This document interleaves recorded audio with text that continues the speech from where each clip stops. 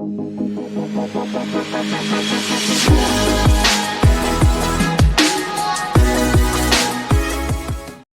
Everyone, क्या हालचाल है आप लोगों के। चलिए शुरुआत करते हैं अपने नेक्स्ट टॉपिक का, जिसका नाम है क्लाउड कंप्यूटिंग। जब आप इस टॉपिक को स्टार्ट कर रहे हैं, प्लीज आप फ्रेश माइंड से बैठेंगे, because this is the most tricky, most conceptual and most computer oriented topic. Cloud computing अपन को समझना है, क्लियर है क्या। चलिए क्लाउड कंप्यूटिंग से पहले, सॉरी मतलब क्लाउड कंप्यूटिंग स्टार्ट करने से पहले मैं एक वर्ड आपको बताना चाहता हूं, जिसका नाम है computing. What do you mean bye computing. अभी तक आप लोग कंप्यूटिंग का मतलब समझते हो mathematical calculation, but this is not the case. Computer की लैंग्वेज में कंप्यूटिंग का मतलब होता है आप कोई भी काम करा रहे हो कंप्यूटर से, तो वो कोई भी काम is known as computing, that is known as computing. चलो एक बार गूगल की डेफिनेशन देखते हैं, गूगल ने इसके बारे में क्या लिख रखा है। Computing is the process of using computer technology to complete a given goal oriented task. मतलब किसी एक जो आपका उद्देश्य है, जो आपका गोल है, गोल ओरिएंटेड टास्क को परफॉर्म करने के लिए जब आप कंप्यूटर टेक्नोलॉजी का यूज करते हैं, तब वो चीज कहलाती है कंप्यूटिंग। मतलब कंप्यूटर टेक्नोलॉजी को यूज करके आप कुछ भी काम कर रहे हैं, that is known as computing.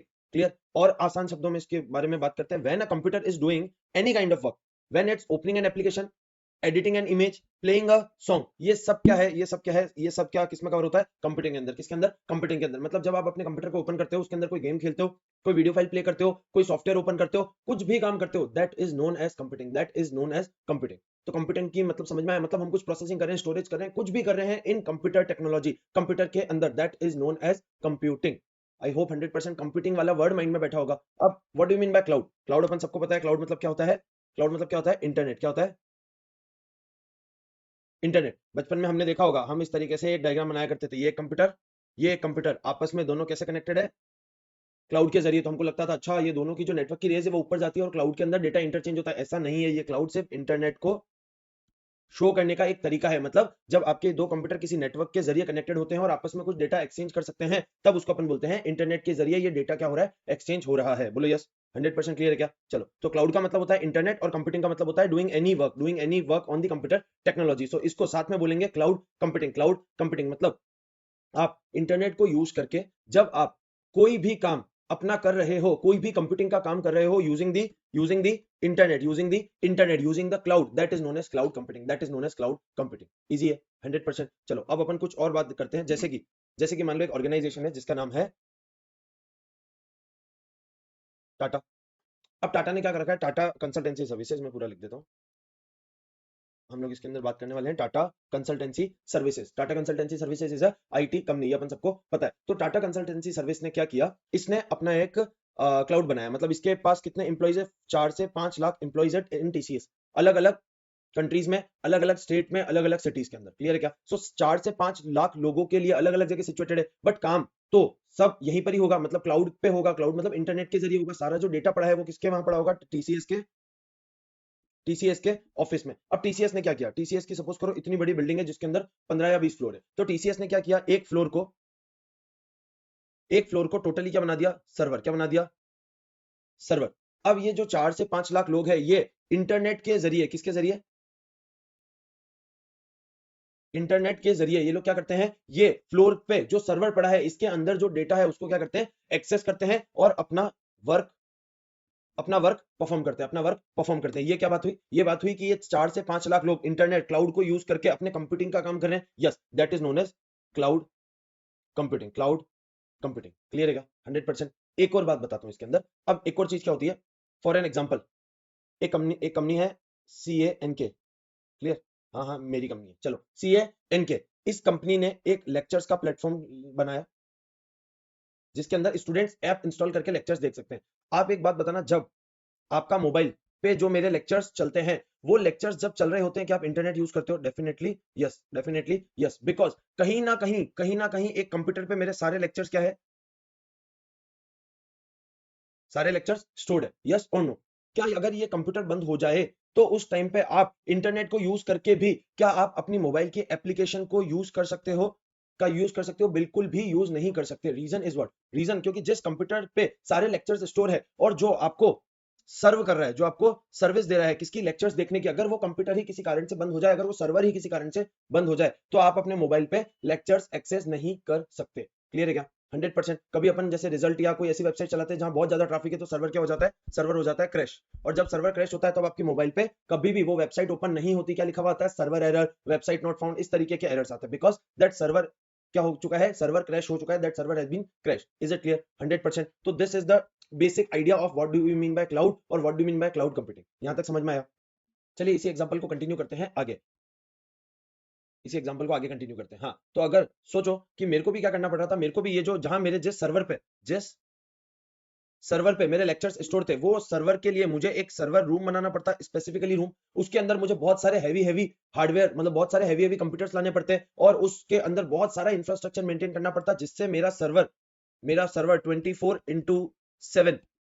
24/7 चल सके। बोलो यस, यहां तक बात समझ में आई? मतलब ये सब करने के लिए क्या मेरे को एक्सपेंस लगेगा? क्या मुझे एक्सपेंस लगेगा? डेफिनेटली एक्सपेंस लगेगा। तो मैंने क्या किया, मैंने ना अमेजन वेब सर्विसेज, मान लो अमेजन वेब सर्विसेज करके कोई एक पोर्टल है जो अमेजन की है, जो अपन को वेब सर्विसेज देता है। अब मैंने उससे क्या लिया, मैंने उससे सर्वर रेंट पे ले लिया। सर्वर किस पे ले लिया? सर्वर रेंट पे ले लिया। अब सर्वर रेंट पे लेने के बाद क्या होगा, मेरे जितने भी लेक्चर्स है वो मैंने अमेजन वेब सर्विसेज के सर्वर पे लोड कर दिए। कहां कर दिए? अमेजन वेब सर्विसेज के सर्वर पे लोड कर दिए। अब मेरे सारे के सारे लेक्चर्स मेरे यहाँ स्टोर है या अमेजन के वेब सर्विसेज के सर्वर पे? अमेजन वेब सर्विसेज के सर्वर पे स्टोर है। अब जब आप लोग अपनी ऐप को यूज करके वो लेक्चर्स का एक्सेस लोगे, तो अब वो लेक्चर का एक्सेस मैं दूंगा या अमेजन का वेब सर्वर? अमेजन का वेब सर्वर। क्लियर है क्या? अमेजन वेब सर्विसेज वाले ने जो मुझे सर्वर की फैसिलिटी दी है, सर्वर मतलब होता है अ पावरफुल कंप्यूटर जो कि लोगों को सर्व करता है। ठीक है ना? पावरफुल कंप्यूटर जो लोगों को सर्व करता है। मतलब जब आप कभी भी किसी से कुछ, कंप्यूटर की दुनिया में कभी भी किसी से कुछ रिक्वेस्ट करते हो, तो जो कंप्यूटर आपकी रिक्वेस्ट को फुलफिल करता है, जो आपकी रिक्वेस्ट को सर्व करता है, उसको बोलते हैं सर्वर, उसको बोलते हैं सर्वर। एग्जांपल ये हो, आप अपने अपना रिजल्ट, आप अपना रिजल्ट चेक करने वाले हो, ये है सीएमए इंस्टीट्यूट का सर्वर। जैसे ही आप अपने रिजल्ट के लिए यहाँ पे अपना रोल नंबर डालते हो, और आपने क्या रिक्वेस्ट करी कि रोल नंबर के रिलेटेड जो भी रिजल्ट है वो मुझे दिखाया जाए, क्या आपने रिक्वेस्ट करी? क्या आपने रिक्वेस्ट करी? यस, आपने रिक्वेस्ट करी। रिक्वेस्ट के बदले में आपको क्या मिली? आपको सर्विस मिली, आपको आपका रिजल्ट देखने को मिला, आपको आपका रिजल्ट देखने को मिला। तो ये जो कंप्यूटर है, ये कंप्यूटर अब क्या कहलाएगा? सर्वर। क्या कहलाएगा? सर्वर। बिकॉज इसने आपकी रिक्वेस्ट को क्या किया है? सर्व किया है, तो इस कंप्यूटर को बोलेंगे server. Server is a very powerful computer जो एक बार में बहुत सारे जनों को सर्विस दे सकता है, सर्व कर सकता है। क्लियर क्या? 100%। सर्वर का मतलब होता है अ पावरफुल कंप्यूटर। ठीक है ना? इसको इरेज कर रहा हूं मैं। चलो आओ, चलो अब अपन यहाँ बात करते हैं। जो अब मैंने जो ये एप्लीकेशन के लिए, जो मेरी एप्लीकेशन है जो आप लोगों के मोबाइल में है, अगर उस एप्लीकेशन का मैं बोलूं कि इस एप्लीकेशन के अंदर जो लेक्चर चल रहे हैं वो मेरे पास स्टोर ना होके वो अमेजन वेब सर्विसेज के सर्वर पे मैंने स्टोर कर दिए। अब अमेजन वेब सर्विसेज का सर्वर जो है वो मेरी तरह बहुत सारे जनों को सर्वर रेंट पे दिया हुआ है। उसने बहुत सारे कोचिंग इंस्टीट्यूट, हॉस्पिटल्स या जो भी आप बोलो, बहुत सारे इंस्टीट्यूशन या ऑर्गेनाइजेशन को उसने अपनी सर्विसेज सर्वर रेंट पे दिया हुआ है। हाँ, क्या वो उन सब के लिए 24/7 सर्वर को अवेलेबिलिटी रखवाने की कोशिश करेगा? 100% करेगा। तो अमेजन वेब सर्विसेज का जो सर्वर है वो 24/7 अवेलेबल रहेगा। क्लियर है क्या? बिकॉज मेरी तरह बहुत सारे जने अमेजन वेब सर्विसेज से सर्वर रेंट पे लेकर बैठे हैं, तो उनको उन सबको क्या करना है? चालू रखना है, ताकि मेरी जैसी ऑर्गेनाइजेशन आप जैसे स्टूडेंट्स को 24/7 लेक्चर्स की फैसिलिटी अवेलेबल करवा सके। क्या यहां तक बात समझ आई? मतलब सर इन दोनों एग्जांपल में डिफरेंस क्या है?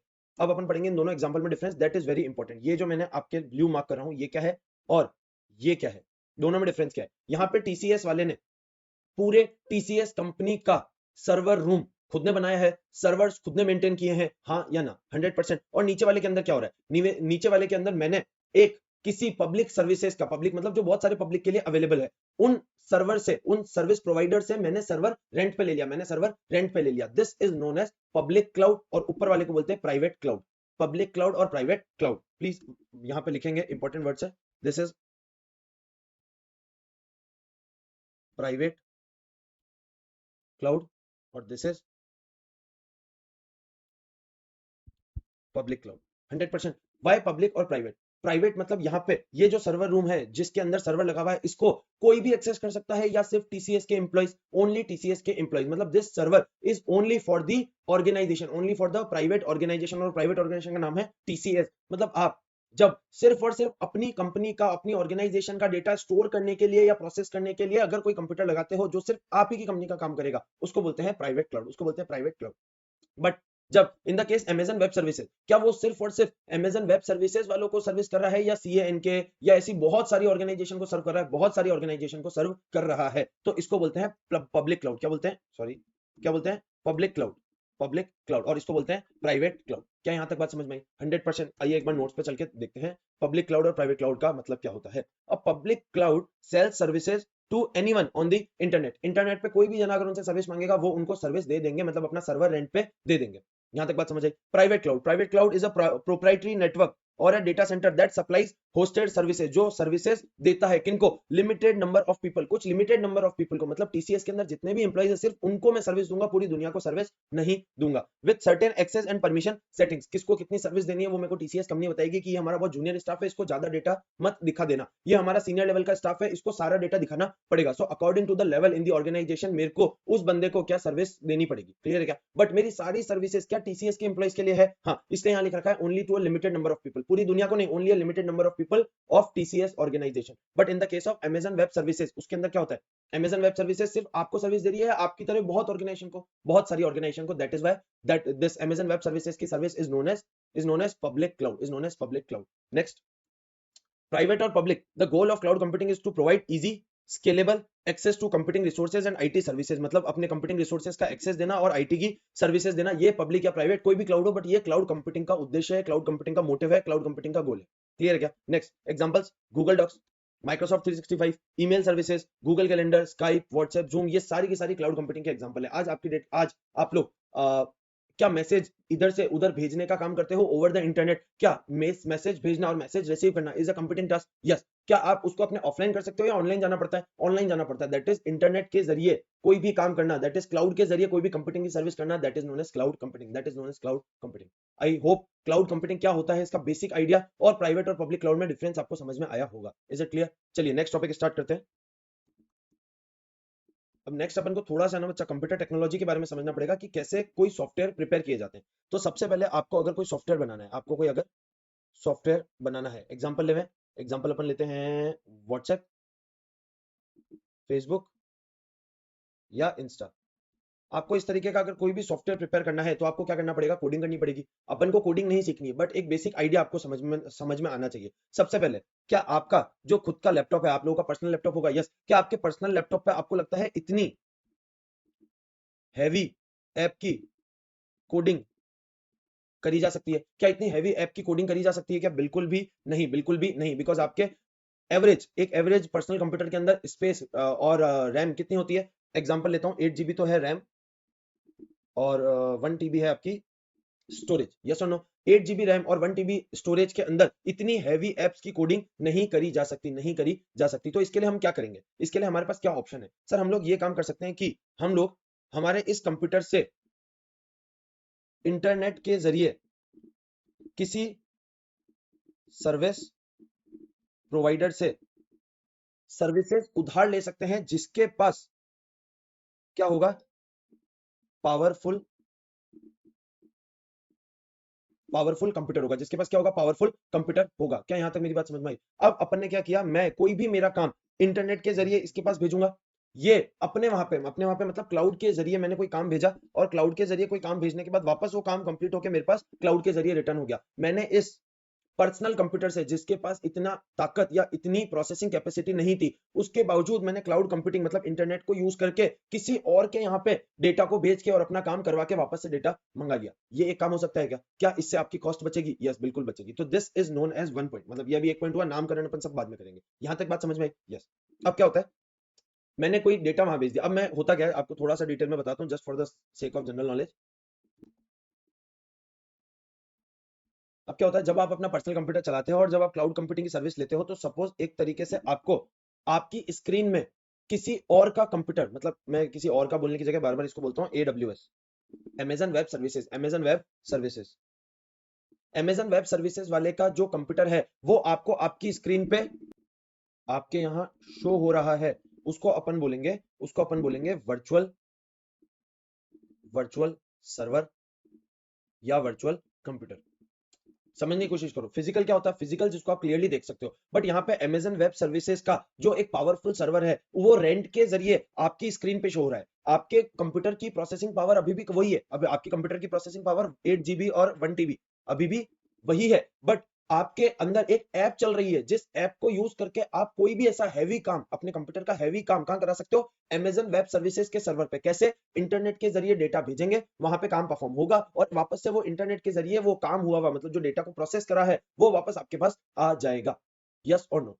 समझ में आई ये बात? मतलब आप अपने लोकल बिल्कुल बेकार पर्सनल कंप्यूटर पे भी हैवी से हैवी काम करवा सकते हो using the cloud computing services, using the cloud computing services. और जो आपकी स्क्रीन पे वर्चुअल कंप्यूटर या वर्चुअल सर्वर शो होगा, उसके जरिए आप ये काम परफॉर्म कर सकते हो। मतलब जब Amazon वेब सर्विसेज का सर्वर आपकी स्क्रीन पे शो होगा, मान लो एक ऐप है, इस ऐप का नाम है AWS। जैसे आप अपने लैपटॉप के अंदर ये ऐप चलाओगे, एक कंप्यूटर के जैसा कंप्यूटर आपको शो होने लग जाएगा। मतलब आपके पर्सनल कंप्यूटर के अंदर एक एप्लीकेशन चलाई, उसके अंदर एक और कंप्यूटर दिख रहा है। Yes, this is the case, this is the case. मतलब कंप्यूटर के अंदर कंप्यूटर, यस, बिकॉज आपका एक कंप्यूटर तो ही है, बट उसके अंदर जो आपको कंप्यूटर दिख रहा है वो एक्चुअल में आपके पास नहीं है ना, बिल्कुल नहीं है। वो कहां पे है? Amazon वेब सर्विसेज के पास में है। क्लियर है क्या? वहां से वो कंप्यूटर आपकी स्क्रीन पे जस्ट शो होएगा, उसको कहते हैं वर्चुअल सर्वर या वर्चुअल कंप्यूटर। क्या यहां तक बात समझ में आई? पक्का? अब तो ये मैंने ले लिया एक virtual computer cloud computing services में। क्लियर है क्या? अब सेकंड क्या होता है, मेरे को क्या करनी है? मेरे को क्या करनी है? कोडिंग। बट कोडिंग करने के लिए मेरे को क्या चाहिए? कोडिंग के सॉफ्टवेयर। बाय चांस आप लोगों ने कभी नाम सुना होगा पाइथन, आई थिंक स्पेलिंग यही होती है, एक बार चेक कर लेना, C++, और थर्ड इज जावा। ऐसे बहुत सारे एटसेट्रा एटसेट्रा एटसेट्रा बहुत सारे क्या होते हैं, कोडिंग के सॉफ्टवेयर होते हैं। मतलब कोडिंग क्या होता है? कोडिंग जो वो ब्लैक स्क्रीन पे ऐसे क्या कहते हैं, बहुत सारे वर्ड्स और लिख के उस तरीके से कोड बनाया जाता है, उस कोड के बेसिस पे कोई ऐप बनती है, उस कोड के बेसिस पे कोई ऐप बनती है। क्लियर? तो सबसे पहले आपने क्या किया? आपने वर्चुअल कंप्यूटर लिया, बिकॉज आपके पास इतना अच्छा कंप्यूटिंग का कंप्यूटर या कंप्यूटिंग करने वाला पावरफुल सर्वर अवेलेबल नहीं था। तो आपने लैपटॉप के अंदर आपने Amazon वेब सर्विसेज के यहाँ से कंप्यूटर या सर्वर क्या ले लिया? रेंट पे ले लिया। उसको बोलते हैं वर्चुअल सर्वर या वर्चुअल कंप्यूटर। क्या यहाँ तक बात समझ आई? अब जब आपने ये ले लिया, उसके अंदर अब आपको ऐप चाहिए। अब आपको एक छोटे से काम के लिए मान लो कोई ऐप चाहिए, फॉर एन एग्जांपल C++ की ऐप चाहिए आपको सिर्फ और सिर्फ 10 मिनट के लिए। एक कोई छोटा सा काम है, वो आपको 10 मिनट्स में C++ पे परफॉर्म करना है, फिर जो उसका आउटपुट निकलेगा उसको आप आगे फर्दर काम में लोगे। समझ में आया? मतलब ये C++ 10 मिनट के लिए मैं C++ का सब्सक्रिप्शन ले लूं? सोच के देखो, क्या सब्सक्रिप्शन लेना या इस C++ का लाइसेंस वर्जन लेना सही है? नहीं है। अब आप बोलोगे C++ का क्यों, कोई और का भी ले सकते हो, जावा का नाम ले लो, जावा। ऐसे किसी भी सॉफ्टवेयर की आपको रिक्वायरमेंट है for a limited time period, क्या करोगे? हर एक सॉफ्टवेयर का लाइसेंस या सब्सक्रिप्शन लेने बैठोगे, लाइसेंस या सब्सक्रिप्शन मान लो जनरली 1 ईयर या 3 ईयर का आता है, तो आपको 10 मिनट के काम के लिए पैसा पूरे 1 साल या 3 साल के लाइसेंस का देना पड़ रहा है। बिल्कुल यस। अब आप क्या कर सकते हो? आपने किसी और से पूछा, किसी और का नाम है, सपोज कर लो XYZ कंप्यूटिंग, सॉरी कंप्यूटर को XYZ कंपनी को आपने कांटेक्ट किया कि हमको हमारे कंप्यूटर में चलाने के लिए सॉफ्टवेयर्स की रिक्वायरमेंट है, जिसके अंदर हमको कोडिंग करनी है। हमको वो कोडिंग के सॉफ्टवेयर लाइफ टाइम के लिए नहीं चाहिए, लंबे टाइम पीरियड के लिए नहीं चाहिए, हमको एक शॉर्ट टाइम पीरियड के लिए उसका काम करना है। तो XYZ वाले ने बोला कोई दिक्कत नहीं है, सॉफ्टवेयर किसके पास है? मेरे पास। आप क्या करो, आपके कंप्यूटर का जो भी काम है आप एक काम करके वो डेटा हमारे पास भेज दो, हम हमारे सॉफ्टवेयर के अंदर उसको काम करके आपको वापस भेज देंगे। क्लियर है क्या? तो ये काम कैसे करता है? ये काम कैसे करता है कि जैसे ही आप इस XYZ कंप्यूटर की ऐप अपने लैपटॉप के अंदर चलाओगे, उसके अंदर वो आपको एप्लीकेशन शो होने लग जाएगी कि आप इस एप्लीकेशन को C++ वाली एप्लीकेशन या जावा की एप्लीकेशन को यूज करके अपना कोड रन कर सकते हो। आपको क्या C++ या जावा खरीदना पड़ा, लाइसेंस करना पड़ा? नहीं। आपने XYZ कंपनी से कांटेक्ट कर लिया, XYZ कंपनी से कांटेक्ट कर लिया, जिसने आपको यूजेस के बेसिस पे, मतलब जैसे आपको 10 दिन के लिए चाहिए, 10 मिनट के लिए चाहिए, 1 घंटे के लिए चाहिए, ऐसे अलग अलग अलग टाइम पीरियड के उनके पास प्लान्स रहते हैं। उस टाइम पीरियड के लिए आपने C++ या जावा को क्या कर लिया? रेंट पे ले लिया। मतलब आपको अगर कोई सॉफ्टवेयर बनाना है, आपको ना ही पावरफुल कंप्यूटर चाहिए, ना ही उसको कोई सॉफ्टवेयर बनाने के लिए, कोडिंग करने के लिए जो पाइथन, जावा और C++ जैसे सॉफ्टवेयर है ये सब चाहिए, ये भी नहीं चाहिए। तो आपको थर्ड में क्या करोगे आप? देखो इधर स्क्रीन पे पहली चीज क्या हो गई? Virtual computer. पहली चीज क्या हो गई? Virtual server. सेकंड क्या हो गया? आपने लाइसेंस करके सॉफ्टवेयर से लिए, लाइसेंस करके सॉफ्टवेयर ले लिया। अब मान लो आपको एक काम करना है, जैसे कि ये तो हो गई कोडिंग के सॉफ्टवेयर, ये तो हो गई कोडिंग के सॉफ्टवेयर। कोडिंग के सॉफ्टवेयर के अलावा अब आपको फॉर एन एग्जांपल आपको पीडीएफ फाइल को वर्ड फाइल में कन्वर्ट करना है। क्या करना है? कन्वर्ट करना है। तो आप अब क्या पीडीएफ टू वर्ड कन्वर्ट करने का सॉफ्टवेयर खुद बनाओगे? नहीं, मार्केट में ऐसे सॉफ्टवेयर अवेलेबल है। आप क्या करोगे? अपनी पीडीएफ फाइल को वहां अपलोड करोगे और वो सॉफ्टवेयर आपको वर्ड फाइल में कन्वर्ट करके दे देगा। मान लो पर ट्रांजेक्शन ये सॉफ्टवेयर चार्ज करता है 100 रुपीज, सपोज कर लो, मानना फ्री है, बट एक बार एग्जांपल के लिए सोच लो कि ये सॉफ्टवेयर 100 रुपीज चार्ज करता है पर ट्रांजेक्शन। आपको ये पूरा सॉफ्टवेयर खरीदना पड़ा? नहीं, आपने इस सॉफ्टवेयर की सर्विसेज पर ट्रांजेक्शन बेसिस पे क्या ले ली? एक्वायर कर ली। समझ में आया? मतलब अब तीन चीजें हो रही है, ध्यान से देखना। एक, आपके पास कंप्यूटर नहीं है, Amazon वेब सर्विसेज आपको वर्चुअल कंप्यूटर दे देगा जिसमें आप हैवी से हैवी काम कर सकते हो। अब उस कंप्यूटर पे हम क्या करेंगे सर? उस कंप्यूटर पे हमको कोडिंग करने के लिए क्या चाहिए? सॉफ्टवेयर चाहिए। कोडिंग सॉफ्टवेयर के अलावा भी बहुत सारी चीजें होती है, बट वो अभी आपका अगर कंप्यूटर रिलेटेड बैकग्राउंड नहीं है तो वो समझना आपके लिए थोड़ा सा डिफिकल्ट है। क्लियर है क्या? इसलिए मैं उतनी ही चीजें बता रहा हूँ जितना आप लोग विदाउट कंप्यूटर का बैकग्राउंड या विदाउट कंप्यूटर नॉलेज उसको अच्छी तरीके से समझ पाओ। क्लियर है ना? चलो इधर आओ। तो अब 3 तरीके काम होते हैं। सबसे पहला, आप लोगों के पास कंप्यूटर नहीं है तो अमेजन वेब सर्विस से आपको कंप्यूटर देगा। अब कंप्यूटर पे बैठ के क्या करोगे? कोडिंग। कोडिंग के लिए हमको बहुत सारे अलग अलग अलग अलग छोटी छोटी चीजों के लिए सॉफ्टवेयर की रिक्वायरमेंट है। तो वो सारे सॉफ्टवेयर खरीदने की बजाय आप क्या कर लोगे? क्या कर लोगे? आप लोग रेंट पे ले लोगे XYZ कंपनी से कि हमको ये सॉफ्टवेयर इतने टाइम पीरियड के लिए, ये कोडिंग का सॉफ्टवेयर इतने टाइम पीरियड के लिए चाहिए, इतने टाइम पीरियड के लिए चाहिए। क्लियर क्या? बट आपको डायरेक्टली कोई सॉफ्टवेयर चाहिए, डायरेक्ट मतलब कोडिंग सॉफ्टवेयर नहीं, कोई ऐसा सॉफ्टवेयर जो आपके काम करने के बीच में काम आएगा, जो आपके कामकाज करने के बीच में काम आएगा, जैसे कि पीडीएफ टू वर्ड कन्वर्ट करने का जो ये सॉफ्टवेयर है, ये आपको ₹100 पर ट्रांजेक्शन में अवेलेबल हो रहा है। यस, ऐसी एक कंपनी है, इस कंपनी का नाम अपन लिखते हैं एबीसी। एबीसी कंपनी ने अंदर ये क्या कर रखा है? ये वाला सॉफ्टवेयर बना के इंटरनेट पे लॉन्च कर रखा है। आप इंटरनेट के जरिए पीडीएफ फाइल अपलोड करो, वो सॉफ्टवेयर या वो वेबसाइट आपको उसको कन्वर्ट करके वर्ड फाइल वापस डाउनलोड करने का ऑप्शन दे देगी। क्लियर है क्या? तो अभी तक हमने क्या पढ़ा? हमने 3 चीजें पढ़ी। आपने सबसे पहले क्या लिया? इंफ्रास्ट्रक्चर। क्या लिया? इंफ्रास्ट्रक्चर। ये क्या था? आपके पास कंप्यूटर ही नहीं था, तो कंप्यूटर मतलब हैवी कंप्यूटर नहीं था जिसके अंदर बहुत सारे कोड या बहुत सारा हैवी प्रोसेसिंग का काम हो सकता है। आपने इंफ्रास्ट्रक्चर किसी और से रेंट पे लिया। क्लियर है क्या? फिर आपने प्लेटफॉर्म मतलब बहुत सारे सॉफ्टवेयर्स बनाने के लिए जो प्लेटफॉर्म होता है, जिसके बेसिस पे, जिसके ऊपर सॉफ्टवेयर्स बनते हैं, जिसके बेसिस पे सॉफ्टवेयर्स बनते हैं, उनके लिए आपने क्या लिया? प्लेटफॉर्म रेंट पे लिया। प्लेटफॉर्म रेंट के यहाँ ब्रैकेट में लिख देना कोडिंग सॉफ्टवेयर्स। क्या लिख देना? Coding softwares. कोडिंग सॉफ्टवेयर्स ये हो गया। उसके बाद आपने क्या लिया? आपने बहुत सारे सॉफ्टवेयर्स ही डायरेक्टली क्या ले लिए? रेंट पे ले लिए। बहुत सारे सॉफ्टवेयर्स ही क्या ले लिए? रेंट पे ले लिए। अब देखना अब कैसे क्या चल रहा है। मैंने जो अपनी एप्लीकेशन है जिसके अंदर आप लोगों को लेक्चर्स प्रोवाइड किए जाते हैं, क्या बताना, वो डायरेक्टली एक सॉफ्टवेयर ही हमने परचेज कर लिया क्या? रेंट पे ले लिया क्या? हाँ, वो रेंट पे जो सॉफ्टवेयर हमको दिया है वो किसने दिया है? Class plus. Class plus app एक कंपनी है, क्लास प्लस उसकी एक ऐप है, उसके अंदर जाके हमने क्या किया? क्लास प्लस जैसा एक सॉफ्टवेयर, मतलब क्लास प्लस बहुत सारे एजुकेशनल ऑर्गेनाइजेशन को, इंस्टीट्यूशंस को एप्लीकेशन जो है, सॉफ्टवेयर है, वो रेंट पे देती है हमको। नहीं तो इस सॉफ्टवेयर को चलाने के लिए हैवी सर्वर मेंटेन करना है, ना ही इस सॉफ्टवेयर को बनाने के लिए हमको कोडिंग सॉफ्टवेयर लाने पड़े। हमने डायरेक्टली ये सॉफ्टवेयर ही क्या ले लिया? सर्विस के अंदर ले लिया। सर्विस मतलब रेंट पे ले लिया। क्लियर है क्या? अब इसको आप 3 तरीके से समझ सकते हो। बहुत अच्छा एक एग्जांपल बनाने की कोशिश करता हूं मैं। सबसे पहले आपको सपोज कर लो पिज्जा। Just a second. आपको पिज्जा खाना है।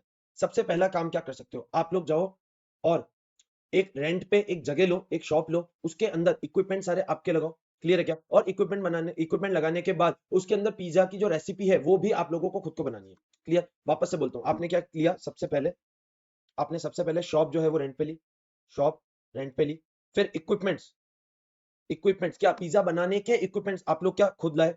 Self self. और पिज्जा बनाया किसने? वो भी आपने बनाया, वो भी आपने बनाया। इसको मैं लिखता हूँ प्रिपरेशन। पिज्जा की प्रिपरेशन भी किसने करी? सेल्फ करी।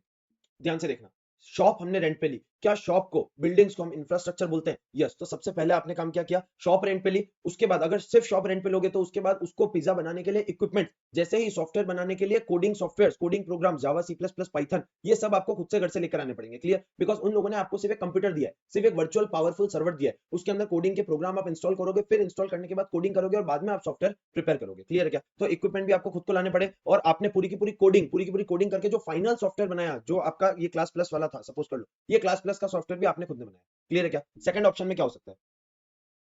शॉप रेंट पे ली, हाँ, मतलब इंफ्रास्ट्रक्चर, वर्चुअल कंप्यूटर हमने रेंट पे लिया, उसके अंदर इक्विपमेंट भी हमने रेंट पे लिए, बहुत सारे सॉफ्टवेयर भी हमने रेंट पे ले लिए। बट जो प्रिपरेशन है मतलब कंप्यूटर आया, कंप्यूटर के अंदर कोडिंग के सॉफ्टवेयर इंस्टॉल किए, ये काम तक हमने रेंट पे कर लिया, ये काम हमने रेंट पे ले लिया। मतलब वर्चुअल कंप्यूटर भी रेंट पे, प्लस हम लोगों ने जो हमारे सॉफ्टवेयर थे, कोडिंग के सॉफ्टवेयर, जावा, सी प्लस प्लस और पाइथन, ये भी क्या लिए? रेंट पे लिए। बट अब उन कोडिंग सॉफ्टवेयर के अंदर कोडिंग किसको करनी पड़ेगी? कोडिंग आपको करनी पड़ेगी। तो इसको मैं यहाँ लिख रहा हूँ सेल्फ, यहाँ लिख रहा हूँ सेल्फ। अब थर्ड में क्या होगा?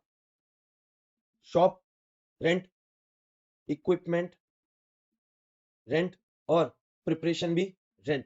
आपको सीधा बना बुनाया क्या मिल गया? पिज्जा मिल गया। बना बुनाया पिज्जा मिल गया। अब इनको तीनों को पिज्जा वाले एग्जांपल से कनेक्ट करवाता हूं प्लीज। इंफ्रास्ट्रक्चर, शॉप रेंट पे ली, इक्विपमेंट्स हम घर से लेकर आए, बनाया भी हमने। इंफ्रास्ट्रक्चर यहां तक बात समझ आई? सेकंड, रेंट, शॉप जो आपने रेंट पे ली, यस, उस शॉप वाले ने आपको सारे इक्विपमेंट भी बने बुनाए दिए। मतलब इक्विपमेंट भी सारे वेल एस्टेब्लिश थे। आपको क्या करना है, आपकी रेसिपी के हिसाब से आपको अपने लिए पिज्जा तैयार करना है, दैट्स इज प्रिपरेशन आपको सेल्फ करनी है, बाकी शॉप और इक्विपमेंट दोनों चीजें आपको रेंट पे मिल गई। यस, अब थर्ड ऑप्शन में क्या है, आप सीधा गए, आपने बोला एक पिज्जा इस तरीके का पिज्जा दे दो। क्या आपने शॉप रेंट पे ली, इक्विपमेंट्स उसको बनाने के जितने भी लोग थे, जितने भी इक्विपमेंट चाहिए थे, वो भी क्या हो गए, रेंट पे, और प्रिपरेशन भी रेंट पे, आपको बना बुनाया डायरेक्ट पिज्जा मिला। उस पिज्जा के अंदर शॉप की रेंट का कॉस्ट, इक्विपमेंट की रेंट का कॉस्ट और प्रिपरेशन की जो मेहनत है उसकी, वो भी इन्वॉल्व है क्या? यस। तो जब आप पिज्जा डायरेक्टली प्रिपेयर करते हो, it is just like an example of this. जब आप बना बनाया पिज्जा ले रहे हो, ना तो आपको ना आपको सॉफ्टवेयर खरीदने पड़े, ना आपको काम खुद से करना पड़ा। जब आपने पिज्जा की कॉस्ट दी है, उसके अंदर क्या शॉप का रेंट इंक्लूडेड है? हाँ। इक्विपमेंट का रेंट इंक्लूडेड है? हाँ। जिस बंदे ने वो प्रिपेयर किया, उसकी सैलरी या उसका भी कोई ना कोई खर्चा उसके अंदर इन्वॉल्व है। तो ये तीनों चीजें मिला के आपको डायरेक्टली खाने के लिए पिज्जा मिल गया। Just in this case software, हमको कुछ भी नहीं करना पड़ा, हमने सीधा क्लास प्लस वाले से ऐप खरीद ली। अब हम लेक्चर्स अपलोड करते हैं और आप लोग लेक्चर्स को व्यू कर लेते हैं। This is called software as a service. बहुत हो गया, अब एक बार पढ़ते हैं ताकि चीजें ज्यादा माइंड में रजिस्टर होती जाएगी। आ जाओ स्क्रीन पे। सबसे पहले आता है IaaS, PaaS, SaaS। IaaS के यहाँ नीचे लिखो, यहाँ पे लिखो infrastructure as a service, infrastructure as a service. Second लिखना platform as a service, platform as a service. Third लिखना software as a service, software as a service. यहां तक बात समझ में आई? ये तीनों इसके नाम है। अब अपन देखते हैं क्या होता है। जितना अंडरलाइन करा रहा हूं उतना ही अंडरलाइन करना, क्योंकि वही एग्जाम के लिए बहुत बहुत बहुत ज्यादा इंपॉर्टेंट है।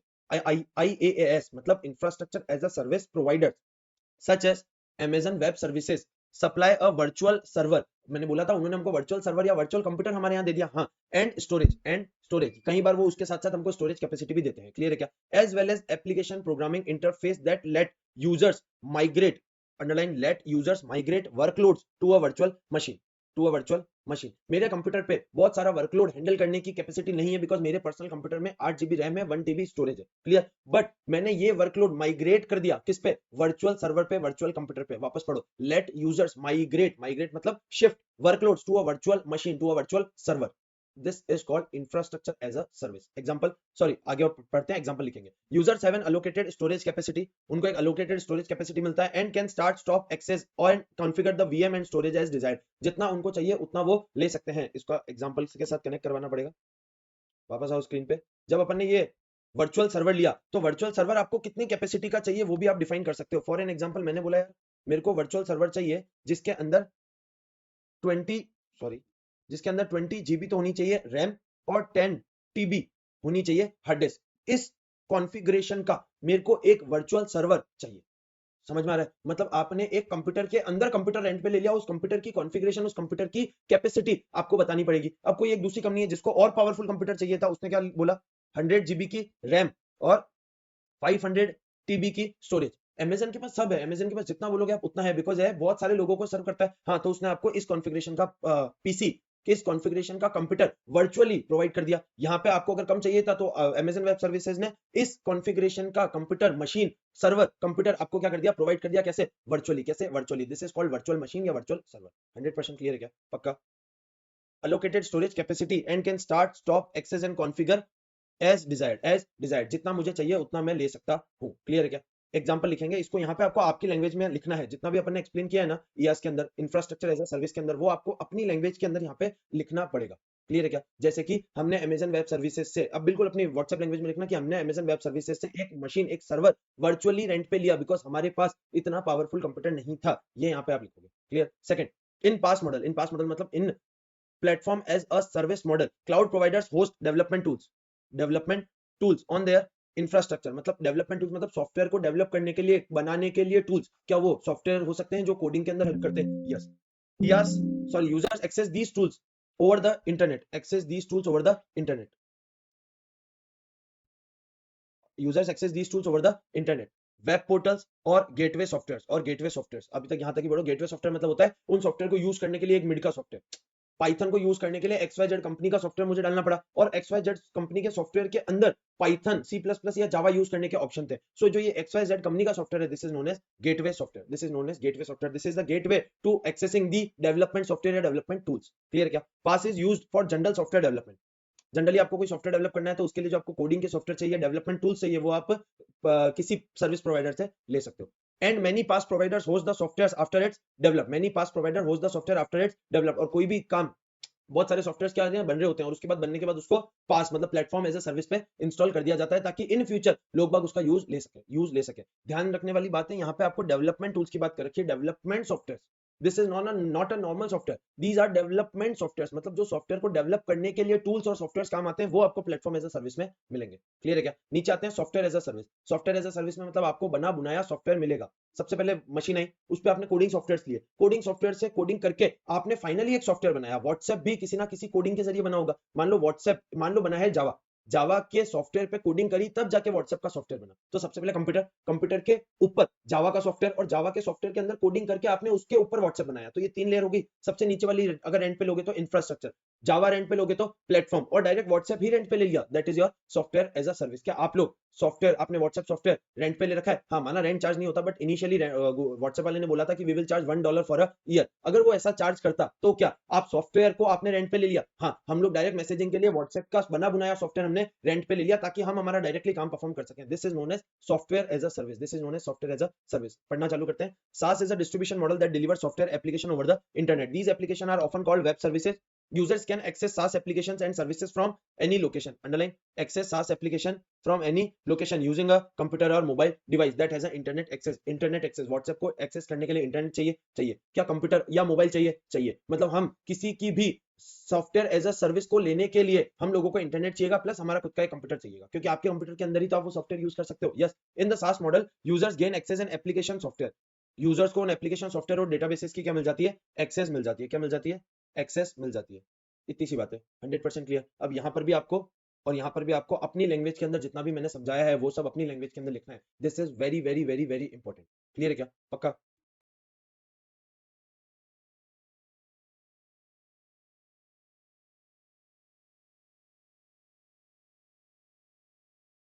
चलिए अब नेक्स्ट टॉपिक स्टार्ट करते हैं। Due to some technical issues बेटा फॉर नेक्स्ट 10 मिनट्स आपको जो वीडियो है वो देखने को नहीं मिलेगी, बट स्क्रीन विजिबल होगी।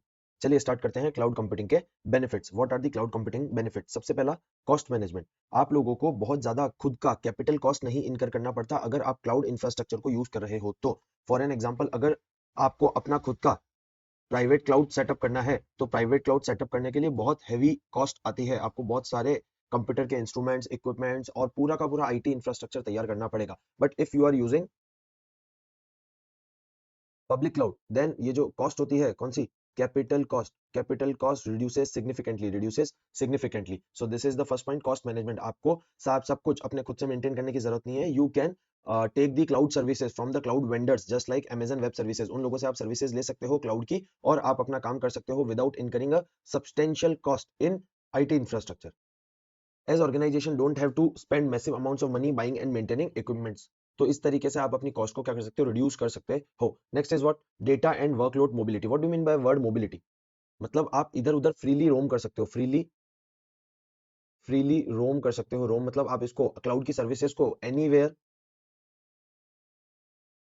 प्लस एनी टाइम एक्सेस कर सकते हो। मान लो आप लोगों ने क्लाउड की सर्विसेज जो है वो नहीं ले रखी है, तो उस केस में क्या होगा? उस केस में जो आपके जितने भी एम्प्लॉइज हैं उनको अपना डेटा रखने के लिए क्या कैरी करनी पड़ेगी? यूएसबी ड्राइव्स, मतलब pen drive, external hard drives and multiple CDs वगैरह कैरी करनी पड़ेगी। बट अगर आप क्लाउड सर्विसेज यूज कर रहे हो तो आपके एम्प्लॉइज कहीं से भी बैठ के सिर्फ और सिर्फ इंटरनेट कनेक्शन यूज करते हुए अपनी सारा डेटा को एक्सेस कर सकते हैं फ्रॉम एनीवेयर। बिकॉज क्लाउड को यूज करने के लिए क्या रिक्वायरमेंट है? Only and only internet, only and only internet. और आज के डेट के अंदर जो ये आपका वर्क फ्रॉम होम का कल्चर चल रहा है, ये वर्क फ्रॉम होम का कल्चर किसके बेसिस पे चल रहा है बच्चों? क्लाउड के बेसिस पे चल रहा है। अगर क्लाउड की सर्विसेज, क्लाउड कॉन्सेप्ट जो है वो नहीं आता तो वर्क फ्रॉम होम करना पॉसिबल बिल्कुल भी नहीं था।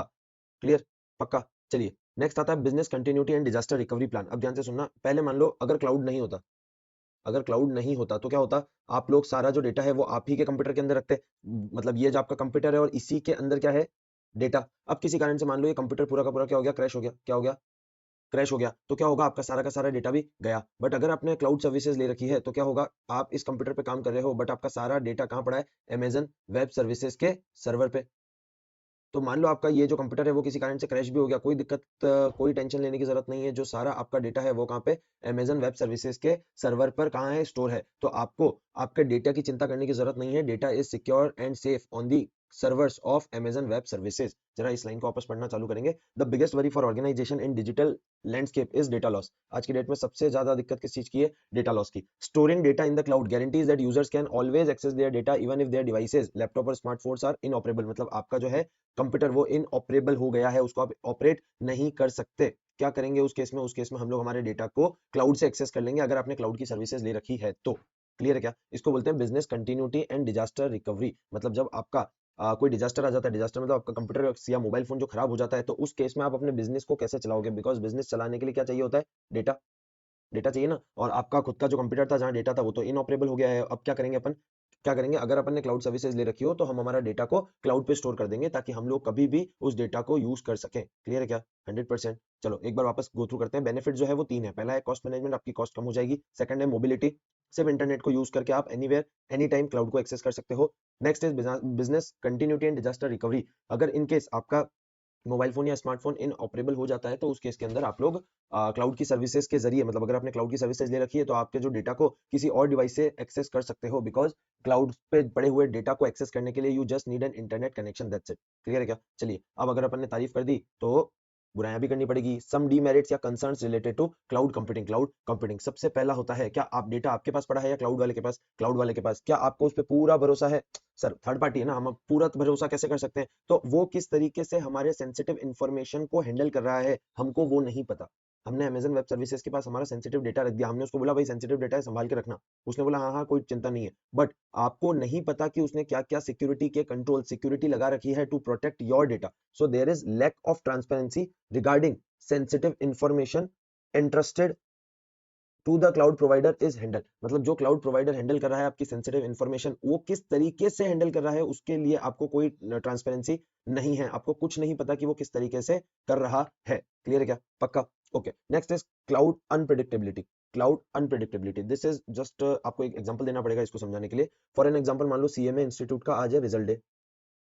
क्या सीएमए इंस्टीट्यूट के रिजल्ट डे पे जो सीएमए इंस्टीट्यूट की वेबसाइट होती है जहां पे रिजल्ट पब्लिश होता है, क्या उस पे बहुत सारा ट्रैफिक आता है? ट्रैफिक मतलब बहुत सारे जने उस दिन विजिट करते हैं। यस। तो इनके पास जो इतने सारे लोगों को हैंडल करने की कैपेसिटी कैपेसिटी नहीं थी, तो इन लोगों ने किसी और से, मान लो अमेजन वेब सर्विसेज वाले से क्या लिया? थोड़ा सा सर्वर, सर्वर स्टोरेज, मतलब सर्वर एंड कैपेसिटी क्या क्या ली? रेंट पे ली। क्लियर है क्या? ऐसा मान लो साल साल में ये लोग ट्वाइस करते हैं। कितनी बार? 2 बार करते हैं। मान लो 2 बार रिजल्ट आता है तो। बट जो अमेजन वेब सर्वर जो है, जो सर्विसेज देता है, जो सर्वर रेंट पे देता है, उसका bill automatically according to the usage जो होता है वो कैलकुलेट होता है। आपने अमेजन वेब सर्विसेज की जो सर्विस है वो आपने ले रखी है for the whole year, but 2 दिन के लिए जब जब आपका रिजल्ट आता है तब आप उस सर्विसेज को क्या करते हो? इंक्रीज करते हो। क्या करते हो? इंक्रीज करते हो। तो जैसे ही आप इंक्रीज करोगे, अब जो फाइनल बिल आएगा वो कितना आएगा आपको नहीं पता। बिकॉज हो सकता है वो बिल बहुत ज्यादा आ जाए, हो सकता है वो बिल बहुत कम आ जाए। इसको बेसिकली सिंपल एग्जांपल से समझने की कोशिश करेंगे तो मैं सिंपल बोलता हूँ, आपका इलेक्ट्रिसिटी का बिल,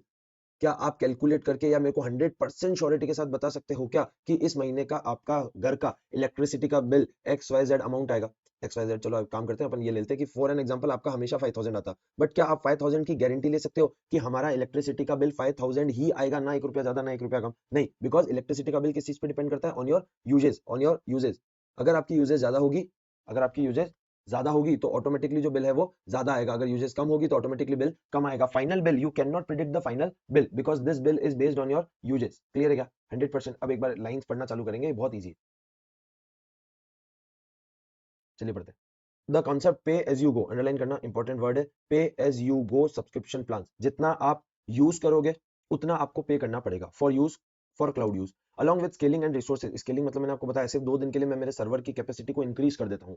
फ्लक्चुएटिंग वर्कलोड डिमांड्स, मेरी डिमांड कभी कम कभी ज्यादा, कभी कम कभी ज्यादा। तो इस तरीके से फाइनल बिल को, फाइनल कॉस्ट को प्रिडिक्ट करना क्या होता है? क्या होता है? डिफिकल्ट होता है, फीजिबल नहीं होता कि आप फाइनल जो क्या बिल आने वाला है उसको इजीली प्रिडिक्ट कर सको। क्लियर है क्या? नेक्स्ट इज, नेक्स्ट बहुत नॉर्मल सी बात लिख रखी है, lack of capability and expertise. ध्यान से पढ़ेंगे कि इतनी ज्यादा आज की डेट के अंदर क्लाउड का कॉन्सेप्ट चल गया है और क्लाउड सर्विसेज की डिमांड इतनी ज्यादा आने लग गई है कि अमेजन वेब सर्विसेज वाले के पास अच्छे लोग जिनके पास प्रॉपर स्किल सेट है और नॉलेज है रिगार्डिंग द क्लाउड, वैसे लोग ही अवेलेबल नहीं है, या वैसे लोग इतनी ज्यादा क्वांटिटी में अवेलेबल नहीं है जितनी क्वांटिटी अमेजन वेब सर्विसेज वाले को चाहिए to deliver the cloud services to various users. हम लोग जैसे अमेजन वेब सर्विसेज से कुछ लेते हैं, तो हमारे जैसे बहुत सारे जनों ने एकदम से क्लाउड कंप्यूटिंग पे वर्क फ्रॉम होम के कारण क्लाउड कंप्यूटिंग को पे शिफ्ट हो गए, बट अमेजन वेब सर्विसेज के पास इतना स्ट्रॉन्ग एम्प्लॉय का डेटाबेस ही नहीं है, कि वो उसके पास इतने एम्प्लॉइज ही नहीं है जिनके पास प्रॉपर स्किल सेट और प्रॉपर नॉलेज हो रिगार्डिंग द क्लाउड। तो उन लोगों के लिए क्लाउड को अभी के लिए मैनेज करना थोड़ा सा डिफिकल्ट हो रहा है, बिकॉज डिमांड बहुत ज्यादा है, और उसके बेसिस पे उन डिमांड को सर्विस सर्व करने के बेसिस पे, मतलब उन डिमांड को पूरी करने के लिए अमेजन वेब सर्विसेज वाले के पास प्रॉपर एम्प्लॉइज नहीं है। क्लियर है? नेक्स्ट पे आते हैं, compliance with industry loss. Compliance with industry loss. अब है ना कुछ कुछ बेटा ना बेनिफिट्स के अंदर मैं कुछ ऐसे एग्जांपल लूंगा जो एक्चुअल लाइफ में रिलेट नहीं करते, बट आपको ये पर्टिकुलर पॉइंट समझने के लिए उन हाइपोथेटिकल एग्जांपल से रिलेट करना पड़ेगा। क्लियर है क्या? नाउ ये बोलना चाह रहा है, सपोज कर लो एक इंडिया के अंदर एक रूल है, लॉ है, कि अगर आप अपना डेटा कहीं भी, आप डेटा जो है अपना वो स्टोर रख रहे हो, तो उस जहां पर भी वो डेटा स्टोर है, जिस भी कंप्यूटर में, उस कंप्यूटर का IP address and other details, other details आपको किसको जमा करानी पड़ेगी? गवर्नमेंट को। गवर्नमेंट मतलब आरओसी, रजिस्ट्रार ऑफ कंपनीज को सबमिट करानी पड़ेगी इंडिया के अंदर, मान लो ऐसा रूल है। क्लियर? अब सुनो, आपने जो है वो अपने कंप्यूटर के अंदर जो डेटा स्टोर रख रखा है वो किसके पास है? अमेजन वेब सर्विसेज के पास। आपने अमेजन वेब सर्विसेज को बोला कि हमको आपके सर्वर का आईपी एड्रेस और बहुत सारी अदर डिटेल्स चाहिए, क्योंकि हमको आरओसी को देनी है। अमेजन वेब सर्विसेज वाले ने बोला मैं तो बिल्कुल भी मेरा डिटेल आपके साथ शेयर नहीं करूंगा, मेरी डिटेल आप लोगों के साथ शेयर नहीं करूंगा। इस केस में आप क्या करोगे? इस केस में आप क्लाउड कंप्यूटिंग की सर्विसेज यूज नहीं कर सकते, बिकॉज अमेजन वेब सर्विसेज वाला आपको डिटेल देने से मना कर रहा है, बट आपको डेटा उसके पास स्टोर रखना है। और अगर आप डेटा स्टोर रखते हो तो आरओसी बोलता है कि जिस भी कंप्यूटर के अंदर आपका डेटा स्टोर है, हमको उसकी आईपी एड्रेस और अदर डिटेल्स रिक्वायर्ड है।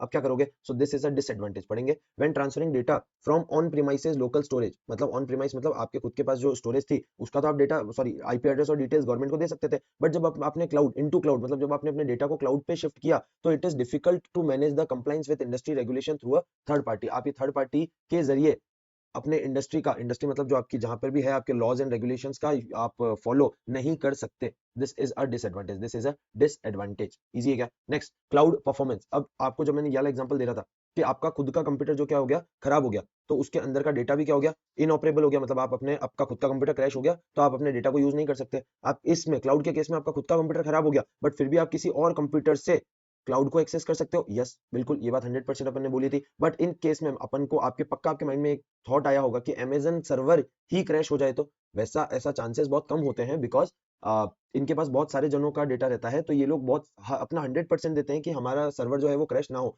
फिर भी मान लो 0.1% प्रोबेबिलिटी है कि इनका जो सर्वर है वो क्रैश हो जाएगा, और मान लो क्रैश हो गया, सो this is the disadvantage cloud performance.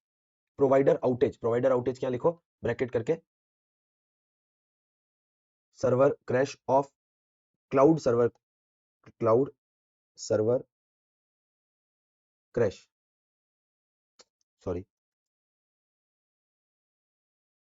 Provider outage मतलब क्लाउड वाला जो सर्वर है वही क्या हो गया? क्रैश हो गया। तो इसके तरीके से आपका क्या होगा? आपकी जो पूरी की पूरी बिजनेस प्रोसेस थी वो क्या हो जाएगी? डिस्टर्ब हो जाएगी। डिस्टर्ब मतलब डिस्टर्ब हो जाएगी, आप अपना खुद का काम ढंग से नहीं कर पाओगे, क्योंकि आपने सारा डेटा सर्वर पे रख दिया, और अगर क्लाउड वाले का सर्वर खराब हो गया तो क्या करेंगे? क्लियर है क्या? पक्का? नेक्स्ट है, बिल्डिंग अ प्राइवेट क्लाउड। मैंने आपको पहले भी बताया, खुद का प्राइवेट क्लाउड बनाना आपस में बहुत, मतलब अपने आप में बहुत ज्यादा हेक्टिक और बहुत टफ जॉब है, बिकॉज उसके लिए आपको अच्छे इंप्लॉइज चाहिए, अच्छे आईटी इंफ्रास्ट्रक्चर चाहिए, अच्छे कंप्यूटर सिस्टम चाहिए, अच्छे टूल्स चाहिए, बहुत सारी ऐसी चीजें चाहिए जो आपके लिए मैनेज करना बहुत डिस्करेजिंग टास्क है, बहुत डिस्करेजिंग टास्क है, मतलब आपको लगेगा छोड़ो ना यार, क्या इससे अच्छा तो पब्लिक क्लाउड ही ले लेते हैं। So this point is particularly related to private cloud. पढ़ेंगे, architecting, building and managing private clouds. Managing private clouds can be discouraging task for IT department and staff. पूरे कंपनी के जितने भी स्टाफ है उन लोगों के लिए बहुत ही ज्यादा हेक्टिक, बहुत ही ज्यादा हेक्टिक काम हो जाएगा। क्लियर है क्या? Next is cloud migration. आपको अपने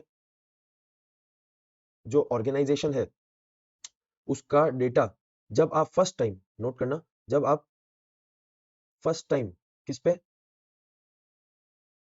क्लाउड पे माइग्रेट करोगे, तो बहुत ही ज्यादा प्रॉब्लम्स आने वाली है, बहुत ही ज्यादा प्रॉब्लम्स आने वाली है। कब बेटा? First time. एक बार अगर डेटा क्लाउड पे चला गया फिर कोई दिक्कत नहीं है, बट फर्स्ट टाइम डेटा को क्लाउड पे भेजने में बहुत ही ज्यादा प्रॉब्लम्स आएगी, टाइम लगेगा, डिफिकल्टीज आएगी, ठीक है। और आपको शुरुआत में क्लाउड मतलब क्लाउड सर्विसेज को यूज करना अपने एम्प्लॉयज को सिखाना पड़ेगा, उनको ट्रेनिंग वगैरह देनी पड़ेगी. सो shifting, migrating from your in-house data center to your cloud is very problematic, hectic, time consuming and difficult task.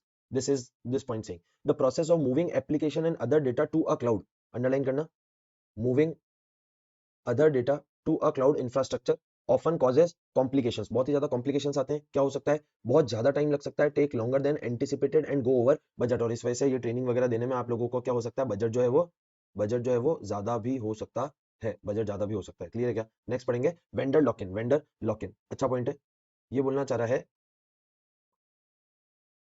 ध्यान से सुनना. एग्जांपल है, आप लोगों को पता होगा, आप में से अगर नहीं पता तो आपने आस पड़ोस में से या फ्रेंड्स फैमिली में से किसी से पूछना. When a person moves from Android to Apple, it's a very difficult task. जितना भी आपका बैकअप एंड्रॉइड के अंदर होता है, डेटा एंड्रॉइड के गूगल ड्राइव के अंदर होता है, वो एप्पल के क्लाउड पे नहीं मूव हो पाता. मतलब जब आप एक क्लाउड से, एंड्रॉइड क्लाउड नहीं है पर एंड्रॉइड डिवाइस के अंदर जो क्लाउड यूज होता है वो होता है आपका गूगल ड्राइव. सपोज कर लो Google drive. So Google drive जो है वो आपका क्लाउड है, यस. और एप्पल का खुद का जो है वो एप्पल क्लाउड, वो भी क्या है, क्लाउड है. तो जब आप अपना क्लाउड का डेटा गूगल ड्राइव से, आपका क्लाउड का डेटा गूगल ड्राइव से किस पे, एंड एप्पल ड्राइव पे, एप्पल क्लाउड पे शिफ्ट करते हो, so it is very difficult task. बहुत सारी डेटा जो है वो मूव ही नहीं हो पाता. बहुत सारा डेटा मूव हो जाता है बट इनऑपरेबल हो जाता है. What do mean bye इनऑपरेबल? Data तो चला गया बट डेटा अब एप्पल क्लाउड पे ओपन ही नहीं हो रहा. इसलिए बहुत सारे जने एंड्रॉइड टू एप्पल और एप्पल टू एंड्रॉइड शिफ्ट होने के लिए क्या करते हैं, बहुत ज्यादा रिजिड होते हैं, बहुत ज्यादा रेजिस्ट करते हैं, बहुत ज्यादा रेजिस्ट करते हैं. क्लियर है क्या? 100%.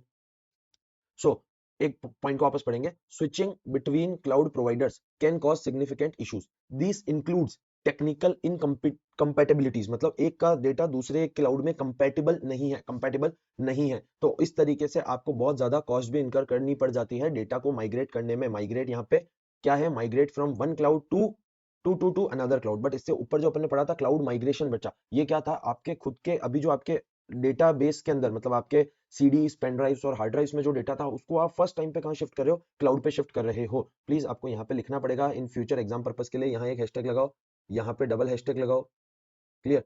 नीचे यहाँ पे हैशटैग और डबल हैशटैग, इसको अपनी लैंग्वेज में लिखो कि this is talking about first time migration to cloud. Clear? और यहाँ पे लिखना